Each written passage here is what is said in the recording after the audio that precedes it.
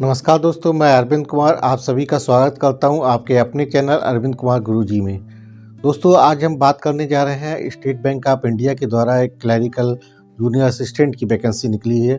बहुत सारी वैकेंसियाँ आई हैं, इसी के बारे में आज हम विस्तार से बात करेंगे। ठीक है, तो आइए बगैर आपका समय गंवाए हुए चलते हैं सबसे पहले अपने। तो एसबीआई जूनियर एसोसिएट की जो वैकेंसी है वो कस्टमर सेल्स सपोर्ट के लिए निकली हुई है। ठीक है, इसमें टोटल वैकेंसी की बात करें तो 13,735 वैकेंसी निकली है। बम्पर वैकेंसी निकली है। क्लरिकल में इतनी वैकेंसी जो है बहुत रेयर ही आती है। इस बार एसबीआई ने दिल खोल के वैकेंसियों को निकाला है। ठीक है, अगर यूपी की ही बात करें तो यूपी में ही अकेले 1894 वैकेंसी है। ऑल ओवर इंडिया की बात करें तो 13,735 वैकेंसी है। ठीक है, अब बात करते हैं इसके लिए कौन कौन लोग आवेदन कर सकते हैं। क्वालिफिकेशन क्या है मांगी गई, तो क्वालिफिकेशन किसी ने बीए कर रखा है, बीएससी कर रखा है, बीकॉम कर रखा है, बीबीए कर रखा है, बीसीए कर रखा है, बीई कर रखा है या बीटेक कर रखा है, यानी किसी भी स्ट्रीम से आपने ग्रेजुएशन कर रखा है। ठीक है, तो आप इसके लिए अप्लाई कर सकते हैं। ठीक है, अगर कोई व्यक्ति जो है इस समय फाइनल ईयर में है, उसका रिजल्ट नहीं आया है, तो वो भी इसके लिए आवेदन कर सकता है। यानी फाइनल ईयर में पढ़ने वाले स्टूडेंट भी इसके लिए आवेदन कर सकते हैं। कंडीशन बस इतनी है कि 31 दिसंबर 2024 तक उसका जो है मार्कशीट रिजल्ट डिक्लेयर हो जाना चाहिए, रिजल्ट आ जाना चाहिए। 31 दिसंबर 2024 तक उसका रिजल्ट डिक्लेयर हो जा रहा है, तो वो लोग इसके लिए आवेदन कर सकते हैं फाइनल ईयर वाले। इसके बाद बात करते हैं एज, किस एज ग्रुप के लोग अप्लाई कर सकते हैं। तो एज ग्रुप की बात करें तो 1 अप्रैल 2024 को एज कैलकुलेट की जाएगी। मैक्सिमम एज जो है 28 साल और मिनिमम 20 साल, यानी कि जिनकी भी उम्र 1 अप्रैल 2024 को मिनिमम 20 साल है और मैक्सिमम 28 साल है, वो लोग आवेदन कर सकते हैं। और बाकी रिजर्वेशन कैटेगरी वालों के लिए जैसे रिजर्वेशन में छूट मिलती है मैक्सिमम एज में, वो इसमें भी लागू है। जैसे SC/ST के लिए इसमें 5 साल की छूट मिलेगी, OBC के लिए 3 साल और हैंडीकैप्ड के लिए 10 साल मैक्सिमम एज में छूट मिलेगी। और वैकेंसी होता है इसमें भी छूट है। ठीक है, अब बात करते हैं कि इसमें अप्लाई करते हैं तो अप्लाई करने के समय आपको, जैसे अगर यूपी के लिए अप्लाई करना है तो दिल्ली और लखनऊ सर्किल आपको चूज करना पड़ेगा। जैसे हरियाणा के लिए आपको अप्लाई करना है तो न्यू दिल्ली या चंडीगढ़, इस तरह के आपको अलग अलग जोन बाई सर्किल आपको चूज करने होगा। तो जिस भी स्टेट के लिए आप अप्लाई करना चाहते हैं आपको उसका सर्किल आपको चूज करना होगा। ठीक है, अब बात करते हैं कि इसका सिलेक्शन प्रोसेस कैसे होगा। तो सिलेक्शन प्रोसेस इसका देखिए, प्री और मेंस 2 तरह का एग्जाम होगा। पहला जो है प्री राउंड होगा, जिसमें फेज फर्स्ट का बोलते हैं। फेज फर्स्ट में आपका जो पेपर का पैटर्न होगा या पेपर का स्ट्रक्चर जो है वो उसमें क्या आता है, 3 चीज़ें पूछी जाएंगी आपकी, इंग्लिश, न्यूमेरिकल एबिलिटी, रीजनिंग। अब बात करते हैं इंग्लिश में, तो इंग्लिश में टोटल 30 क्वेश्चन पूछे जाएंगे, 30 मार्क्स के होंगे, टाइम मिलेगा 20 मिनट का। ठीक है, न्यूमेरिकल एबिलिटी की बात करते हैं तो 35 क्वेश्चन में पूछे जाएंगे, 35 नंबर के होंगे और 20 मिनट का इसको समय मिलेगा आपको। रीजनिंग के लिए 35 क्वेश्चन होंगे, 35 मार्क्स के होंगे और टाइम मिलेगा 20 मिनट का। तो हर सेक्शन के लिए टाइम जो है निश्चित है, 20-20 मिनट आपको मिलेंगे। टोटल आपका 1 घंटे का पेपर होगा ये।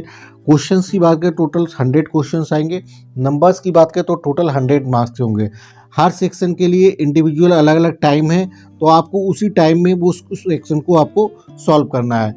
जैसे अगर आप इंग्लिश कर रहे हैं तो 20 मिनट का समय मिलेगा, 20 मिनट में ही आपको 30 क्वेश्चन का आंसर देना है।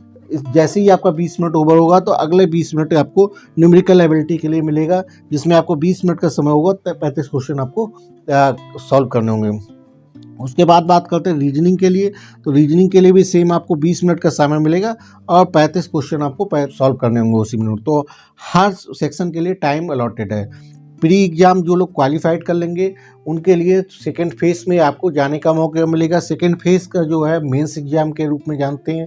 इस मेंस एग्जाम का जो स्ट्रक्चर होगा एग्जाम का, उसमें जीए यानी जनरल अवेयरनेस और फाइनेंशियल अवेयरनेस के बारे में क्वेश्चंस पूछे जाएंगे। 50 क्वेश्चंस आएंगे, 50 मार्क्स के होंगे, टाइम मिलेगा 35 मिनट का। ठीक है, इसके बाद जनरल इंग्लिश का होगा जिसमें 40 क्वेश्चंस आएंगे, 40 मार्क्स का होगा, टाइम मिलेगा उसके लिए 35 मिनट का। इसके बाद आता है क्वांटिटेटिव एप्टीट्यूड का टेस्ट होगा जिसमें 50 क्वेश्चंस होंगे, 50 मार्क्स के होंगे, 45 मिनट का इसको समय मिलेगा आपको।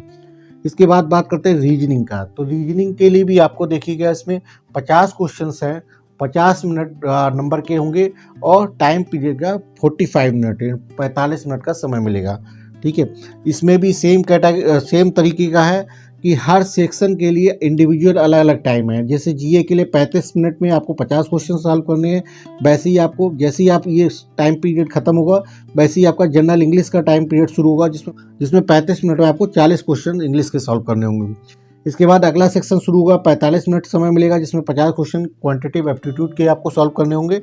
इसके बाद अगला सेक्शन जैसे ही 45 मिनट खत्म होगा, फिर 45 मिनट का आपको टाइम स्लॉट मिलेगा रीजनिंग के लिए, जिसमें 50 क्वेश्चन आपको सॉल्व करने पड़ेंगे। तो हर सेक्शन के लिए इंडिविजुअल टाइम है, एक साथ पूरा पेपर होगा, लेकिन हर स्लॉट वाइज होगा। स्लॉट वाइज आपका खुलता रहेगा, एक स्लॉट का टाइम ओवर होगा, वैसे ही नेक्स्ट स्लॉट आपका ओपन हो जाएगा। ठीक है, तो आप इस टाइम का विशेष ध्यान रखिए कि बैंक के जितने भी एग्जाम हो उसमें टाइम ही बहुत इंपॉर्टेंट होता है। हर सेक्शन के लिए जो आपको टाइम अलॉटेड है, उसी टाइम अलॉटेड टाइम में आपको क्वेश्चन को आंसर देना होता है। ठीक है, तो टोटल हम बात करते हैं इस तरह, मेंस में आपके 190 क्वेश्चंस आएंगे जो 200 नंबर के होंगे, और टोटल टाइम पीरियड होगा उसका 2 घंटे 40 मिनट का टाइम पीरियड मिलेगा। ठीक है, तो ये आपका इसका प्री और मेन का एग्जाम पैटर्न हो गया, एग्जाम स्ट्रक्चर हो गया कि किस बेसिस पे आपके होंगे। ठीक है, पेपर का मोड हिंदी इंग्लिश दोनों में होगा, बस इंग्लिश लैंग्वेज इंग्लिश में ही आएगी, बाकी जो है हिंदी इंग्लिश दोनों मोड में आपका पेपर रहेगा। ठीक है, अब बात कर लेते हैं कि एग्जाम डेट की ये क्या है। तो एग्जाम डेट जो है फेज फर्स्ट की बात करें तो फरवरी 2025 में आपका प्लान्ड है, अभी टेंटेटिव डेट है, फरवरी 2025 में इनका एग्जाम करा लेंगे। मेंस सेकंड फेज की बात करें तो सेकंड फेज का जो एग्जाम है वो मार्च और अप्रैल 2025 में कराने की संभावना है। टेंटेटिव डेट है, मोस्ट प्रोबेबिलिटी इसी मार्च या अप्रैल के महीने में ही हो जाएगा आपका मेंस का।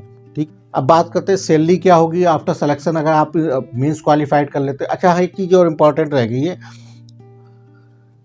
कि प्री और मेंस दोनों एग्जाम में जो है नेगेटिव मार्किंग रहेगी आपकी 1/4 की, 1/4 की नेगेटिव मार्किंग दोनों में है, प्री में भी है मेंस में भी है। प्री में आपके कितने भी नंबर आते हैं वो सिर्फ आपको क्वालिफाइड करने के लिए है, मेंस के लिए। प्री के नंबर जो है आपकी फाइनल मेरिट जब बनेगी तो प्री के नंबर उसमें नहीं जुड़ेंगे, मेंस में जो नंबर आएंगे वही फाइनल मेरिट जो है उसी नंबरों के आधार पे बनेगी। ठीक है, अब बात कर लेते हैं कि सैलरी क्या होगी आफ्टर सिलेक्शन, आपका सैलरी के पैकेज क्या रहेगा। तो सैलरी पे की बात करते हैं तो बेसिक पे आप देखेंगे 26,730 रुपये की बेसिक पे रहेगी। इसमें HRA DA अलाउंसेस, बाकी जो भी बैंकिंग के अलाउंसेस मिलेंगे वो एडिशनल रहेंगे। ठीक है, तो बेसिक पे की बात करें तो 26,730 रुपये मिलेगी। ठीक है, इसके बाद आप बात करते हैं एप्लीकेशन फीस कितनी है। इसके आवेदन करने के लिए जो फीस की आवश्यकता है वो कितनी होगी। तो जनरल OBC EWS कैटेगरी के लिए जो फीस रखी गई है 750 रुपये रखी गई है। वहीं अगर बात करते हैं SC ST और हैंडीकैप्ड के लिए फीस जो है निल है, यानी कि 0 फीस रखी गई है। SC ST हैंडीकैप्ड कैंडिडेट के लिए कोई भी फीस पे नहीं करनी है। ठीक है, फार्म कब से भरे जा रहे हैं, फार्म भरने की जो डेट है 17 दिसंबर 2024 से फार्म भरना शुरू हो गए। लास्ट डेट की बात करें तो 7 जनवरी 2025 तक लास्ट डेट है। ठीक है, किस वेबसाइट पे आप आवेदन कर सकते हैं, तो आवेदन करने के लिए आपको ibpsonline.ibps.in की वेबसाइट पे जाके आप फॉर्म आवेदन कर सकते हैं। ध्यान रखिएगा, इस फॉर्म भरते समय एक बार फाइनल सबमिशन हो गया फॉर्म का तो आपको करेक्शन का कोई मौका नहीं मिलेगा, किसी भी तरह का कोई करेक्शन इसमें अलाउड नहीं है फाइनल सबमिशन के बाद। तो फार्म भरते समय विशेष सावधानी रखें, किसी तरह की गलती करने से बचें, इत्मीनान से टाइम जो लास्ट डेट है उससे पहले आराम से भर ले, जिससे कि गलती होने की गुंजाइश कम से कम हो जाए आपकी। ठीक है दोस्तों, अगर स्टेट वाइज वैकेंसी की बात करें तो उत्तर प्रदेश में देखिए टोटल जो वैकेंसी 1894 है। वहीं मध्य प्रदेश की बात करें तो 1317 वैकेंसी है मध्य प्रदेश के लिए। बिहार की बात करें तो 1111 वैकेंसी है। ठीक है, दिल्ली की बात करें तो 343 वैकेंसी दिल्ली के लिए। राजस्थान की बात करें तो 445 वैकेंसी राजस्थान के लिए। वहीं छत्तीसगढ़ की बात करें तो 483 वैकेंसी छत्तीसगढ़ के लिए। हरियाणा की बात करें अगर तो हरियाणा में आपकी 306 वैकेंसी हरियाणा के लिए है। हिमाचल प्रदेश में बात करें तो 170 वैकेंसी है। चंडीगढ़ की बात करें तो 32 वैकेंसी है, 32 वैकेंसी है। उत्तराखंड की बात करें तो 316 वैकेंसी है। ठीक है भाई, झारखंड की बात करें तो 676 वैकेंसी है। जम्मू और कश्मीर की बात करें तो 141 वैकेंसी है। ठीक है, इसके बाद बात करते हैं कर्नाटका की। तो कर्नाटका में जो टोटल वैकेंसी है 50 वैकेंसी है। गुजरात की बात करें तो 1073 वैकेंसी है गुजरात के लिए। लद्दाख यूनियन टेरिटरी के लिए बात करें तो 32 वैकेंसी है। पंजाब की वहीं बात करें तो 569 वैकेंसी है। ठीक है। तमिलनाडु की बात करें तो टोटल 336 वैकेंसी है। ठीक है। पांडिचेरी की बात करें तो 4 वैकेंसी है। तेलंगाना की बात करें तो टोटल 342 वैकेंसी है। आंध्र प्रदेश की बात करें तो टोटल 50 वैकेंसी है। वेस्ट बंगाल की बात करें तो टोटल 1254 वैकेंसी है। ठीक है। इसके बाद अंडमान निकोबार द्वीप समूह के लिए बात करें तो 70 वैकेंसी है। सिक्किम की बात करें तो टोटल 56 वैकेंसी है। उड़ीसा की बात करें तो टोटल 362 वैकेंसी है। महाराष्ट्र की बात करें तो टोटल 1163 वैकेंसी है। वहीं गोवा की बात करते हैं तो गोवा में टोटल 20 वैकेंसी है। ठीक है। इसी प्रकार अरुणाचल प्रदेश की बात करें तो टोटल 66 वैकेंसी है। आसाम की बात करें तो 311 वैकेंसी है। मणिपुर की बात करें तो 55 वैकेंसी है। मेघालय की बात करें तो 85 वैकेंसी है।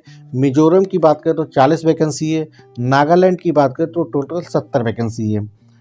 ठीक है। त्रिपुरा की बात करें तो 65 वैकेंसी है। केरला की बात करें तो 426 वैकेंसी है। लक्षद्वीप की बात करें तो टोटल दो वैकेंसी है। तो ये आपकी स्टेट वाइज वैकेंसियों के बारे में हो गया।